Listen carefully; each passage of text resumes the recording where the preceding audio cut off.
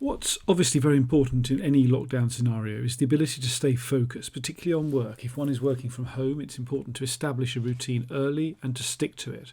Just as with writing, one might or might not be inspired, but it's important to turn up at the page and stay there. As somebody famous whose name I don't recall at this point said, inspiration does come knocking, but it has to know where to knock. We're into week whatever it is now of the lockdown, with hints, of course, at least in the UK and certainly other territories across the world, that full lockdown might be easing soon, and other opportunities will become available to us. Now, this, of course, is good news for all of us, not least myself, Gareth Evans, the host of LRB Screen at Home, whose film this week will shortly be introduced after this slightly extended introduction. Of course, the easing of lockdown is important, not least because it suggests that the virus has been brought more under control than it has been, and that can only be a good thing. But one of the real pleasures I've had during the lockdown process is actually to discover the full range of the nozzle in the kitchen sink tap. This was installed actually, strangely, very, very close to the lockdown moment as part of an environmental initiative on the part of the landlords. And it gives a range of options to the water flow, from what we could perhaps call dropping direct to a wider range of spray options, both in strength and also in the width of the reach of the flow. Now, this has actually brought me an enormous amount of pleasure, not just because it enables certain washing up to be more easily achieved, but actually because it allows me to imagine myself somewhere else. I can set the water to a certain pattern, a certain kind of a sprinkle opportunity. And I can imagine myself perhaps in a Javanese rainforest, approaching the source of a river and coming to a small splash pool in a beautifully dappled glade. Similarly, of course, I could go more directly into drop mode and imagine the torrential downpour that at least historically was Niagara Falls. It allows me to travel in my mind without leaving the kitchen area. Now, this is important, I think, because we can't always travel where we want to, and we can't at the moment really travel at all.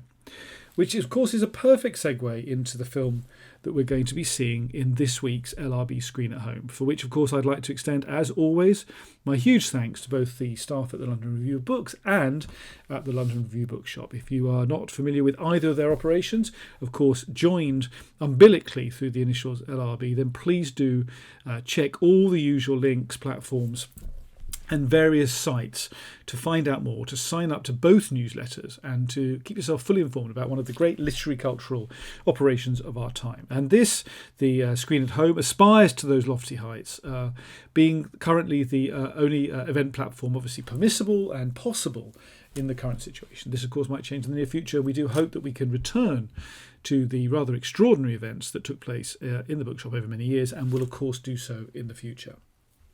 But travel, of course, is central to the film we're about to see in this week's screening. You will get the newsletter. You probably will have had the newsletter by the time you watch this introduction, and you will have the chance to watch the wonderful film 2 Years at Sea by artist-filmmaker Ben Rivers. More on him in a minute. You can watch the film as soon as you get the link. You sign up to attend the screening event, and the link and password will be sent to you directly. This is thanks to Ben Rivers. Many thanks indeed to him for making this film available to us, free and globally, across the whole planet until the time of our conversation.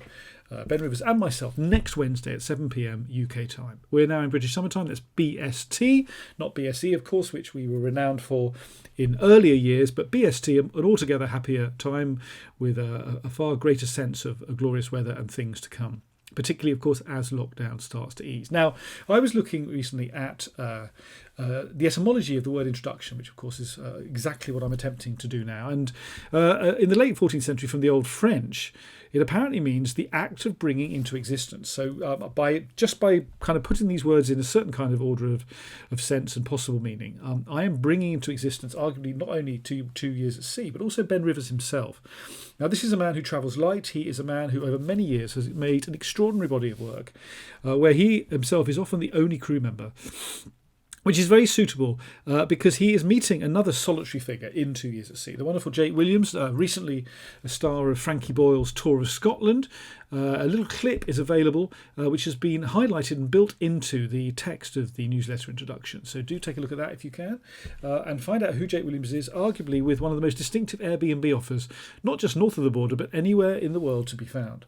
So we will be encountering Jake Williams as he goes about his business in this extraordinary location, forested in the north of Scotland, where he has set up home for many years, and where Ben has spent a rather large amount of time and has established an affectionate and wonderful relationship with Jake, and has created an extraordinary film called 2 Years at Sea, which has been widely acclaimed, released both at the cinema, of course, and on home platforms, and remains a highlight in an already extraordinary oeuvre.